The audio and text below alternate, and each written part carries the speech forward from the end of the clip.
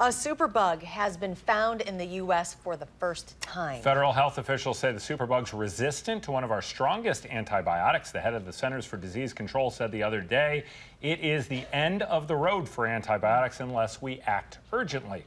So is this something really for those of us who are neurotic, like myself, to worry about? So we're going to turn to Dean Clinic Neurologist Dr. Mandira Mehra. Good morning to you. Good morning. Nice to be back. So I hear you cannot treat a disease, and I get concerned. Right. Should it be so concerning to people like myself?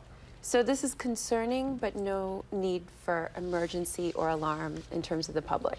A superbug is basically a bacteria that has outsmarted our current treatment. So antibiotics are designed to really fight bacteria and to fight infection.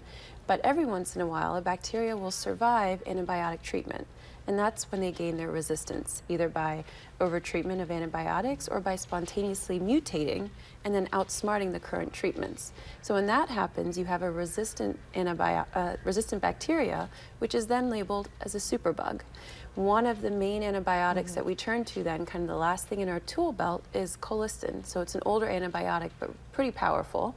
So the recent case in Pennsylvania, a 49-year-old woman, she had E. coli bacteria, which is a bacteria found in our gut, basically. Yeah. But it was resistant to colistin. And this is alarming, and the reason the CDC is so concerned and health officials and doctors are concerned is if we no longer can use colistin, which is kind of the last line antibiotic, now what do we do? And so that becomes an untreatable situation. What is the danger of the superbug? So the danger is really having patients that we can't treat.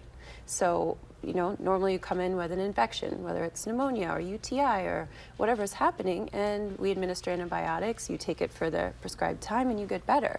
But if you don't have that option, this is a very scary phenomenon. So right now, fortunately in her case, it was susceptible to other antibiotics, but not colistin. The problem is other bacteria can then also gain that special genetic resistance. And that's where we really run into trouble. So we hear the head of the CDC talking about unless we act immediately. I'm assuming, does that mean we have to somehow create a new antibiotic? Is that the goal?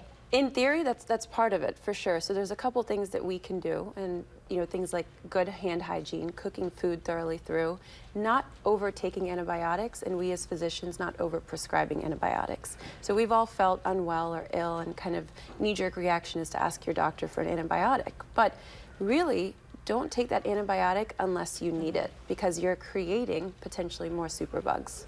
This concept of a I mean, I was joking with Dr. Mehra in a note. I was reading an Avengers comic to my kids, right? And it sounds like, a bacteria that has outsmarted people. It is. It's smart bacteria that has outsmarted our current treatment regimens, and that's really where it becomes scary. So we need to act quickly, but to create a new antibiotic from scratch takes somewhere between 10 and 15 years. So it's not like, oh, we go to the lab and we drop some antibiotics and they'll be ready tomorrow. 10 to 15 years, so that's a long time. So you're saying, wash your hands. So it's basically stuff like about not passing on a cold. So is that really all that we can do at this point? Yeah, so it's going to be containing anything that could be possibly contaminated, good hand hygiene, cooking foods thoroughly through. In this case, she didn't travel outside the United States, which brings up a very interesting point. How did she get it? So it either would have been food to her or person to her.